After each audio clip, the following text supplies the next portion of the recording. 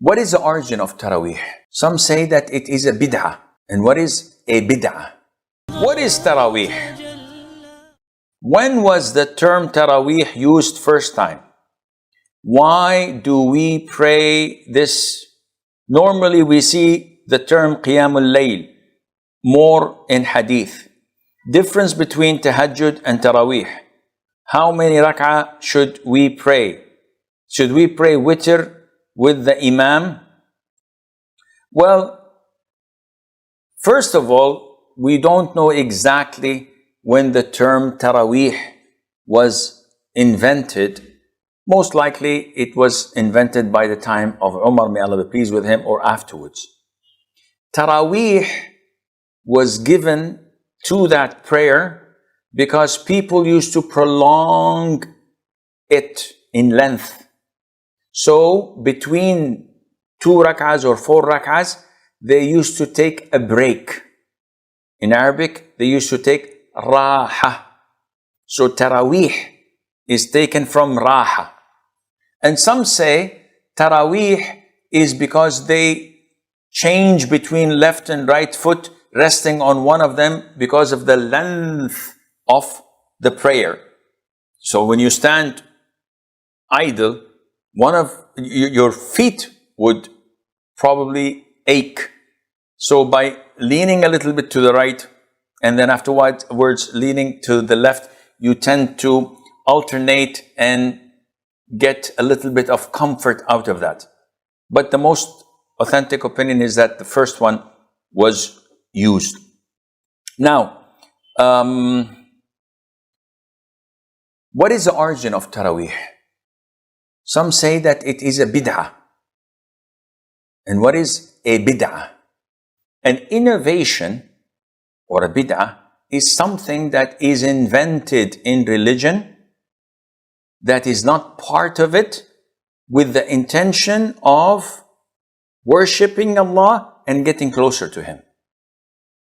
So some say Taraweeh is a bid'ah, and this is not true. The Prophet himself, alayhi salatu wasalam, initiated the Sunnah, and the hadith is authentic. The Prophet prayed Taraweeh prayer, leading the companions for 3 or 4 nights. And then he refrained, he stopped. So the companions started calling him out, "O Prophet of Allah, come and pray like you prayed the previous nights. We like it." So the Prophet came out to them and he said, "I have seen what you had done the previous nights. Had I not feared that Allah would obligate this prayer upon you, I would have continued." So listen to the Prophet's justification, alayhi salatu wasalam. It's a good thing. I love it. I know you love it. But because I was afraid that Allah would make it obligatory upon the ummah, which would lead probably to hardship, I stopped it. I was so merciful to my ummah. I didn't want to burden them with more obligations. So the one who started it was the Prophet ﷺ. After he died, what he had feared does not exist anymore. And that is, no one can obligate night prayer because he's dead. How can it be obligated? That is why when Umar ibn Al-Khattab, may Allah be pleased with him, in Ramadan went out to the masjid, he saw the Muslims praying in groups. 3 people here, 10 people there, 5 people here. But they were not in congregation, all of them. So he ordered Ubay ibn Ka'b to lead them in Taraweeh. So they all prayed in congregation Taraweeh behind one Imam, rather than being segregated and spread all over the masjid behind many Imams. And when he saw this, he approved it and said that this is something that is good. And he used the word bid'ah. نعمة البدعة هذه. But bid'ah here is not religious, because in religion, the origin is there, which is the Prophet's doing, alayhi salam.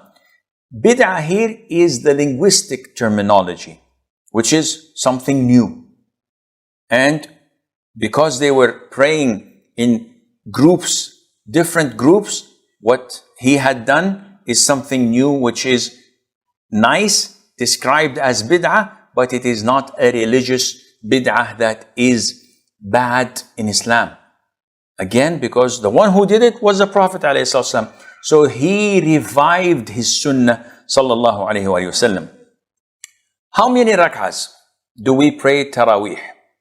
Scholars differed. Some say 41. Others say 39. Some say 23, as prayed in the Haram. And some say 13, and some say 11. So which one should we take? Well, those who restrict themselves and their followers to pray 11, they quote the hadith of Mother Aisha, may Allah be pleased with her, when one of the tabi'een said to her or asked her, how many rak'ah did the Prophet ﷺ pray in Ramadan?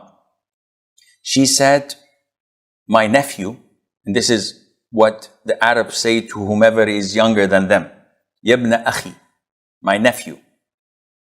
The Prophet did not pray ﷺ in Ramadan, nor outside Ramadan, more than 11 rak'ah. So those who specify only 11 rak'ahs to be prayed, take this hadith, which was reported in Sahih Imam Muslim, and hold it as an evidence. Not knowing, or knowing, but neglecting, that Mother Aisha herself said that the Prophet used to pray at night, ﷺ, 13 rak'ah. In the hadith of Ibn Abbas, he said that the Prophet ﷺ used to pray 13 rak'ahs per night. So it's either 11 or 13.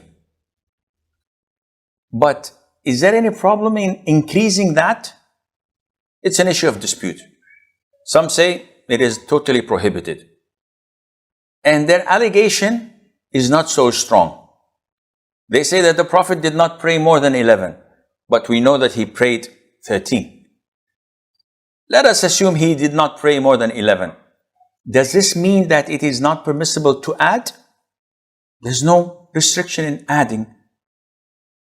For example, how many times did the Prophet ﷺ perform Hajj in his life? Once.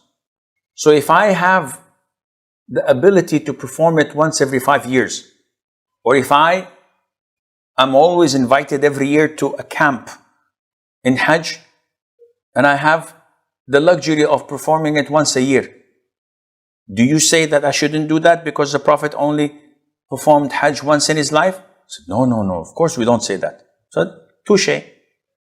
Not only that, when the Prophet ﷺ was giving khutbah, a nomad, a Bedouin, came and interrupted him and said, "O Muhammad, tell me about night prayer." So the Prophet ﷺ answered him. He said, night prayer is to be prayed in two. Salatul layli mathna mathna. He gave him the format, not the count, not the number.